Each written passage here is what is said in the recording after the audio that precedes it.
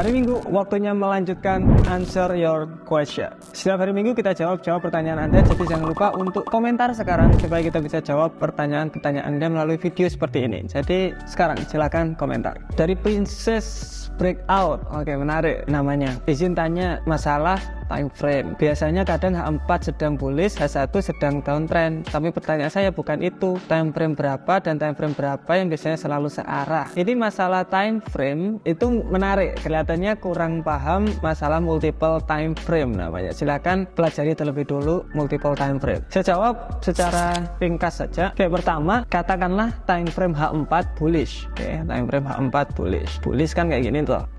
Membentuk higher high, higher low, higher high, higher low, higher high, kemudian melanjutkan ke higher low. Kalau kita tarik garis trend, kemungkinan bakalan lanjut turun sampai di area sana, H4. Kemudian kita masuk ke H1. H1 ternyata apa? H1 ternyata bearish, turun kelihatannya. Nah, ini masuk akal malahan. Kenapa? Karena ya turun. Karena turunnya sampai ke area sini sebelum dia melanjutkan ke bullishannya. Jadi kayak gitu. Contoh H4 sekarang sedang naik. H1 kok sedang naik juga? Ya berarti sedang di area di sininya yang membentuk higher high. Jadi pelajari lebih dalam tentang multiple time frame. Di video kita sudah banyak tentang multiple time frame. Silahkan dicari multiple time frame Rizky Aditama di YouTube. Oke, dari Red Apple. Oh ya mas, apa mungkin sebaiknya agak menghindari pair yang tidak aktif di session saat kita mau entry? Misal USD CAD nggak aktif di sesi London, jadi kita nggak entry gitu ya. Kemudian Euro AUD, GBP AUD di sesi New York, jadi tidak. Jadi seperti ini. Untuk trading itu sebetulnya simple. Kita bagi menjadi 3 sesi. Sesi Asia, London, sama New York. Ketika Asia pergerakannya sedikit di Euro USD, apakah kita mau entry waktu kecil kayak gini atau waktu pergerakan signifikan seperti ini? Jawabannya adalah ya ketika signifikan dong. Kalau kita entry waktu pendek-pendek kayak gini,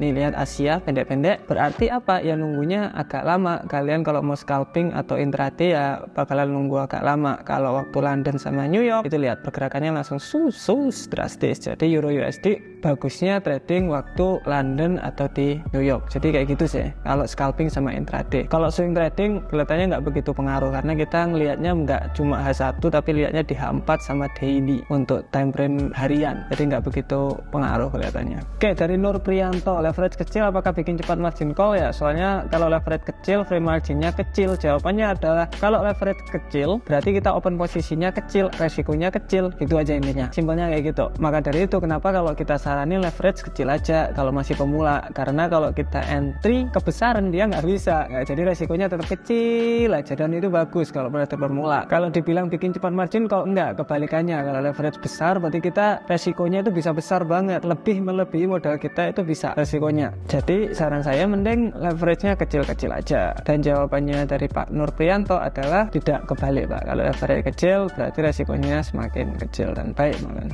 Oke, dari Vladimir Putin, Bang, kalau balance hanya 50 US dollar resiko 2%, kita harus open lot berapa? Karena psikologi di akun Sen sangat mempengaruhi, tidak seperti akun standar. Bukannya kebalik ya, kalau akun Sen malah kita aman ya, maksudnya psikologi malah terjaga ya. Oke, 50 US dollar. Gini, cara ngitungnya simple aja. Modal 50 US dollar, standar, ini dolar. Kalau Sen berarti ditambah 0,2. Jadi 5.000. Kalau 2%-nya dari akun Sen, 2% dari sini, berarti ini dikali 2%. Berarti setiap kali gagal, itu gagal 100 sen atau sekitar 1 dolar. Ini resikonya. Kemudian lot yang dipakai untuk modal 100, ya berarti gini, 100 dibagi contoh 1000 pip.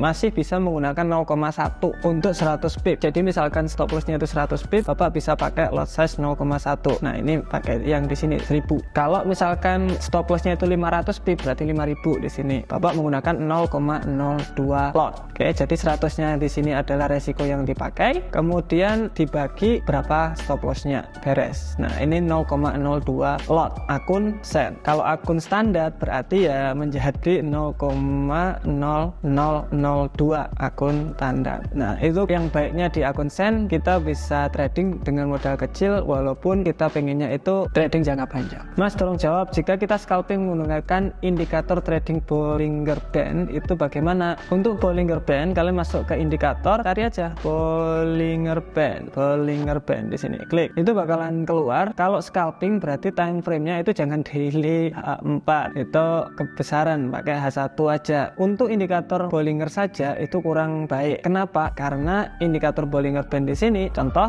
ketika menyentuh moving average yang atas kita sell, ketika menyentuh yang bawah kita buy, simple. Tetapi nggak semua sesimpel itu. Contoh ini udah menyentuh ya, dia masih lanjut naik sampai di sini, kemudian baru turun. Nah itu kurang tepat kalau hanya menggunakan Bollinger Band saja. Saran saya tambahkan indikator yang lain, contoh RSI, indikator untuk entry atau menandakan harga ini terlalu murah atau terlalu mahal. Kan Bollinger Band sudah bilang, oke, harga ini lumayan mahal nih, tapi RSI belum, jadi konfirmasi tambahan. Contoh ini naik, kemudian lihat dia langsung drop turun, nah inilah waktu kita sell posisi. Contoh ini harga udah naik menyentuh Bollinger Band, tetapi RSI-nya belum, terus di sini sudah mulai terlalu tinggi nih, harga terlalu murah, kemudian dia turun, baru kita sell. Jadi mending ditambahkan indikator-indikator untuk membantu kita menganalisa yang lebih baik lagi. Contoh ya RSI. Mas, tolong bikin video untuk trader yang stop lossnya 50 sampai 100, 200 sampai 300 dan 500 ke atas. Bagus pakai time frame berapa, modal berapa, karena saya rasakan beda modal beda time frame. Menarik. Oke, kelihatannya ini masalah tipe trading. Jadi itu ada beberapa, ada scalping, intraday, swing, dan position trader. Apa maksudnya kita bakalan bahas. Scalping itu stop lossnya 5 sampai 50, kemudian intraday 5 sampai 100 dan lain-lain. Time frame itu yang biasanya time frame yang paling besar itu H1 ke bawah, kemudian intraday itu H4 ke bawah, swing itu daily ke bawah, dan position trader itu weekly ke bawah. Biasanya kayak gitu. H1 ke bawah itu biasanya scalping kayak M30, M15 dan lain-lain, itu pakai scalping, berarti dia mainnya pendek-pendek, maksudnya kayak gitu. Scalping biasanya kurang dari 1 hari udah ke close, ini 1 sampai 2 hari untuk intraday. Swing bisa sampai 1 minggu, kemudian posisi trading bisa sampai 1 bulan. Jadi tergantung Anda itu yang mana. Untuk modal sebenarnya bisa disamain. Kalau scalping kan pendek-pendek, berarti kalian bisa pakai modal yang standar lah, $100 boleh pakai scalping, atau yang lebih bagus $100 pakai akun Sen, mantap, sama aja. Kemudian intraday setidaknya harus ada 500. Kalau swing saya saranin untuk 1000. Kalau position trader bisa jadi untuk 10.000 biar aman untuk kita tradingnya. Jadi itu jawabannya. Oke, itu jawaban dari saya. Jangan lupa untuk komentar di bawah, and I will see you next video. Bye.